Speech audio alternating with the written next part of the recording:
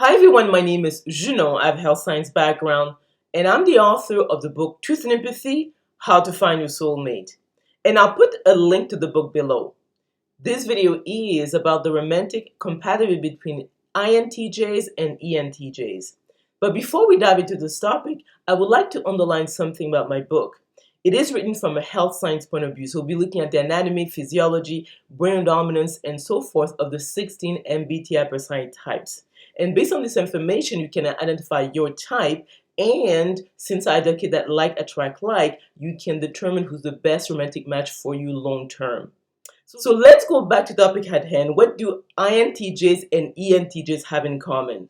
Obviously, they're both intuitive thinkers. So these are people who are left brain dominant and they are focused on the abstract future. So these are people who are very interested in the abstraction of the concrete. So they're going to be good at math and science, and they'll have a number of subjects of interest to share. So they will be able to understand each other on that level because they tend to also have to have high IQs. If you look at their function stack, they both have, in the case of the INTJ, NI, introverted intuition, as their first function, and extrovert thinking as his second function. By contrast, the ENTJ has extroverted thinking as their first function and introverted intuition as their second function. So they're very similar that way. The other aspect also, they're both judgers. So these are people who are reliable, reachable, organized. They don't like, change at the last minute. So they will appreciate the fact that they can count on each other on that level.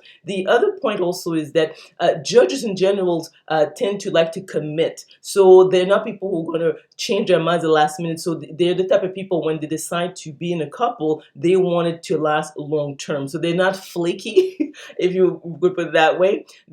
Another aspect that they will share is the fact that they both have the same relationship style. So it is masculine and orderly. And ultimately what they want is effectiveness in their relationship. So in other words, they want someone who can get the job done. So they don't like people who cannot stand from themselves. So these are people who don't mind hurting other people's feelings. So they will know that when they interact with each other, they don't have to hold back in terms of really speaking their mind. So they tend to be like direct in terms of their communication style. They will also understand each other in terms of, although the ENTJ is officially an extrovert, but because this personality type is an intuitive, they will function more like an introvert. So both the INTJ and the ENTJ will need time alone to recharge.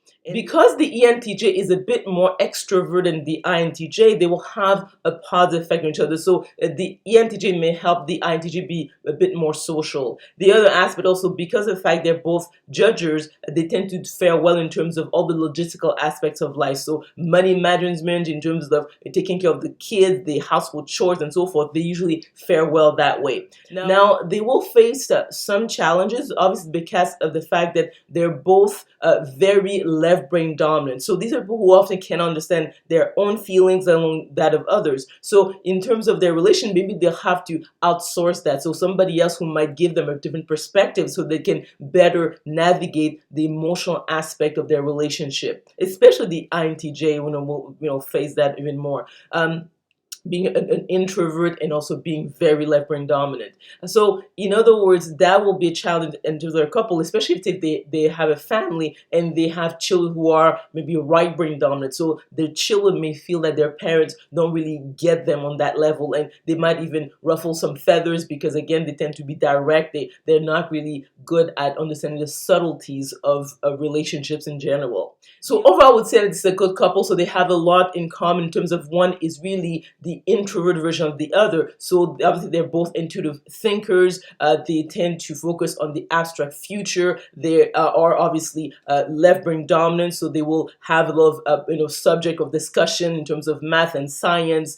They are reliable, reachable, organized because they're both judgers. They're future oriented. These people they can really count on. Obviously, because of the fact they're very left brain dominant, then they tend to not be good in terms of relationship relationship, so they might need someone to help them navigate this aspect of their relationship. And also because of the fact that, let's say, if they decide to have a family, then they don't know what type of children they will have. That will probably need someone who is more well versed in terms of the emotional and spiritual aspect of life. Since I do advocate that like attract like, I would say that this is a good couple and they will probably fare well long term. So let me know if you agree or disagree with this romantic compatibility analysis by commenting below. If you like this video, if you learned something, please click on the like button. Also remember to click on the notification bell to be notified of other videos I'm going to be making. Subscribe to my channel and we will talk soon.